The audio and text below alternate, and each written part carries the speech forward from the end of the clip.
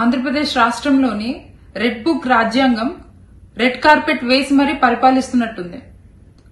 ఈరోజు అందులో భాగంగా ఈరోజు సిట్ విచారణకు YSR Congress party parliament floor in charge అయిన ఎంపీ మిథునన్నను పిలిచి అరెస్ట్ చేయడాన్ని తీవ్రంగా ఖండిస్తున్నాను.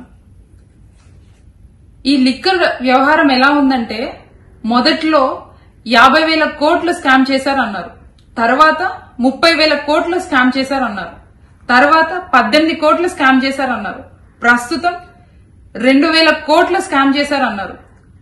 మొదటి నుండి ఇప్పటి వరకు చూసుకుంటే ఇదంతా ఒక కట్టుకథగా కేవలం వైఎస్ఆర్ కాంగ్రెస్ పార్టీ మీద కక్షపూరితమైన రాజకీయం చేస్తుందని క్లియర్ కట్ గా మనకు అర్థమవుతుంది. అయితే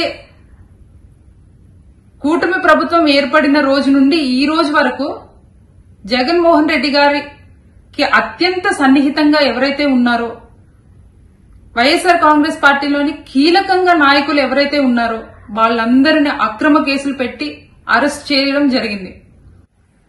ఈ అరెస్టులన్నీ చూసి, ఈ అక్రమంగా ఏవైతే అరెస్టులు జరిగాయో అవన్నీ చూసి జగన్మోహన్ రెడ్డి గారు ఒంటరిగా అయిపోతారేమో, అది చూసి సునకానందం పడొచ్చు అని చెప్పి అనుకుంటున్నారేమో. కానీ ఇక్కడ ఉన్నది జగన్మోహన్ రెడ్డి గారు, వైఎస్ రాజారెడ్డి గారి మనవడు, వైఎస్ రాజశేఖర్ రెడ్డి గారి తనయుడు.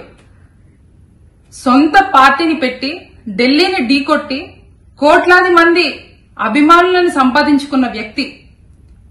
ఇక్కడ వైఎస్ జగన్మోహన్ రెడ్డి గారు ఇట్లాంటి కేసులు ఎన్ని పెట్టినా భయపడరు. అలానే అన్నను నమ్ముకుని ఉన్న నాయకులు గాని కార్యకర్తలు గాని భయపడే ప్రసక్తే లేదు.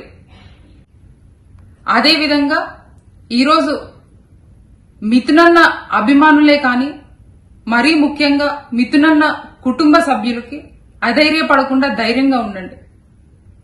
ధర్మయుద్ధంలో ముందు అన్యాయమే గెలిచినట్టుంటుంది, కానీ చివరిగా న్యాయం ధర్మమే గెలుస్తుంది. మిథునన్న ఈ రోజు కాకపోతే రేపు కాకపోతే కొన్ని రోజుల తర్వాత క్లీన్ షీట్ తో అన్న బయటకు వస్తారు. We stand with మిథునన్న.